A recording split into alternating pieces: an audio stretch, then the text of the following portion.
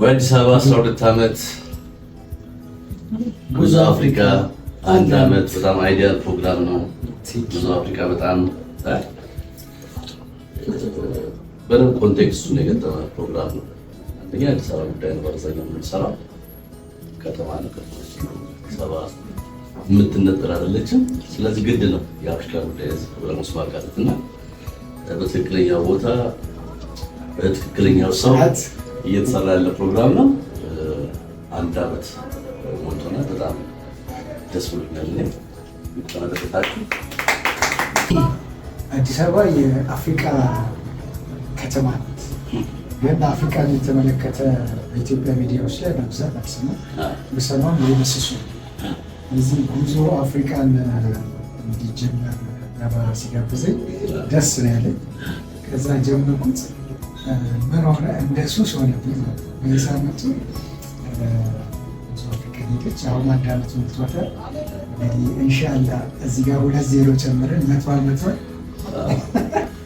ከወር በኋላ ያው የአዲስ አበባንም 12ኛ ዓመት እናከብራለን። እዚህ ጋር የተወሰነ ነገር ማለት እፈልጋለሁ ስለ ብዙ አፍሪካ ስለሚሰራበት መንገድ ኃይሉን ማመስገን ስላለብኝ ነው። በጣም ማድንቃቸው ነገሮች አሉ። አንደኛ ፐንክቹዋሊቲ፣ በጣም ፐንክቹዋል፣ ሁሉም ነገር በሰዓት ነው የሚሰራው። አንድም ቀን አነክሶ አያውቅም ፕሮግራም። በዚህ ኃይሉን በጣም ማመስገን እፈልጋለሁ። ሁለተኛ ኮንሲስተንሲ፣ ኮንሲስተንት ምንም ነገር ለምሳሌ ብዙ ጊዜ ፕሮግራሞች በተለያየ መንገድ ይወዱና የመድገም ወጣ ገባል። የኃይሉ ፕሮግራሞች ላይ እንደዚህ አይነት ገጥሞ አያውቅም።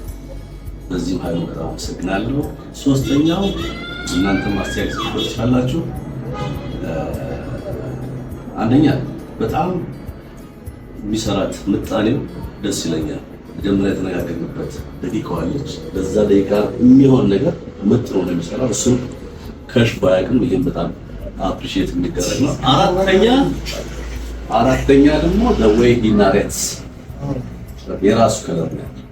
የራሱ ከለር ብዙ አሁን ሚዲያ ላይ የምንሰማቸው ድምጾች መሳሰላሉ፣ ናሬሽን መሳሰላሉ፣ ዜማ አለ አብዛኛዎቻችን ጋር። የኃይሉ ግን የኃይሉና የኃይሉ ብቻ ነው። ይሄም ሌላ አፕሪሺየት የሚደረግ ነው። ስለዚህ we are happy ከአንተ ጋር በመስራታችን። አንተም እንደዚሁ እንደሚሆን ገምታለሁ። በጣም እናመሰግናለን። እንኳን አደረሳችሁ። እንኳን አደረሰ